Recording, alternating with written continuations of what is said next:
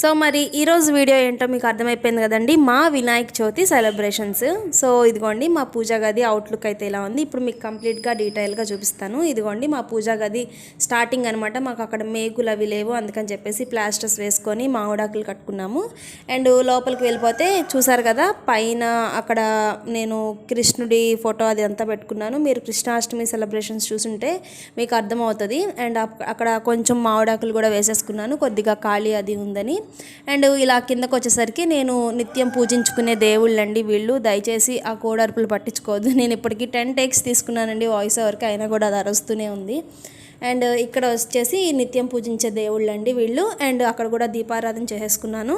అలా అక్కడ నుంచి కిందకు వచ్చేసేసరికి ఏంటంటే నేను అలా కింద వినాయకుడు విగ్రహాన్ని పెట్టుకున్నానండి. చూసారా, 2 అటు ఇటు కూడా ఇలా మామిడాకులు పెట్టుకున్నాను. అండ్ ఇక్కడ మేమేంటంటే నా దగ్గర పీట అనేది తీసుకోలేదండి మేము, ఎందుకంటే ఈ ఇయరే అనమాట అన్ని పండుగలు కూడా మేము ఇలా గ్రాండ్గా చేసుకోవడం. నెక్స్ట్ ఇయర్కి పీట అవన్నీ తీసుకుంటాను. అండ్ ఇక్కడ వచ్చేసి ప్రసాదాలు అనమాట. ఇదైతే సేమియా, పులిహార అండ్ అలాగే రవ్వ కేసరి అండి ఇవి. అండ్ చాలా ఐటమ్స్ చేశాను, నాకేంటో అలా కుదిరిని అన్ని ఐటమ్స్ కూడా ఏ క్లాస్గా వచ్చాయండి. ఏది కూడా టేస్ట్ బాగాలేదో అని అనడానికి లేదనమాట. అండ్ ఇక్కడ ఇవి నెక్స్ట్ వచ్చేసి ఏంటంటే మోదక్ అనమాట. మోదక్ షేప్ నాకు పర్ఫెక్ట్గా రాలేదు, కానీ టేస్ట్ అయితే చాలా బాగా వచ్చాయి. అది విస్మయ్ ఫుడ్స్లో చూస్ చేస్తాను. అండ్ మధ్యలో అయితే చలిమిడి. అండ్ ఇంకా మీరు పక్కన చూస్తుంటే అక్కడ బెల్లం గారెలు, తీపి మామూలు ప్లెయిన్ గారెలు అనమాట. అండ్ ఇవైతే ఒక 2 జాజికాయలు చేశాను. అండ్ ఒక 5 కుడుములు, 5 ఉండ్రాళ్ళు అండ్ అలాగే ఒక 3 కొబ్బరుండలు కూడా చేశానండి. అండ్ ఆ పక్కన చూసుకుంటే వడపప్పు అండ్ పరవన్నం, తాలికలు అంటారు కదా, పాల తాలికలు అండ్ పానకం అనమాట. అవండి నేను చేసిన ప్రసాదాలు స్వామివారికి. అండ్ అలాగే చెరుగ్గడ అదంతా కూడా ముందు పెట్టేశాను. అండ్ నెక్స్ట్ వచ్చేసి ఇవి ఫ్రూట్స్ అనమాట. ఫ్రూట్స్ మీకు తెలుసు కదా ఏమేమి పెట్టుకుంటామో, ఒక 5 రకాల ఫ్రూట్స్, అంటే కొబ్బరికాయ అట్టిపండు కాకుండా 5 రకాల ఫ్రూట్స్. అందులో నేను ఏంటంటే ఈసారి ఎలక్కాయ కంపల్సరీగా పెట్టాలి కాబట్టి అది పెట్టాను.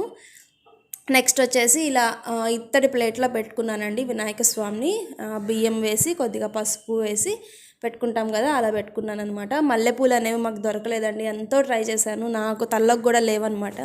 అండ్ ఆ చుట్టూ అంతా కూడా పత్రది వేసేసుకున్నాను. అండ్ చూసారు కదండి, నేను చేసిన వినాయక స్వామి విగ్రహం అలా దిగిపోయిందనమాట కిందకి. ఎందుకు దిగిపోయిందో అర్థం కాలేదు. అసలు మార్నింగ్ అయితే నాకు చాలా బాధేసింది, అయ్యో ఇలా చేశానే ఏంటి అలా అయిపోయింది అనేసి.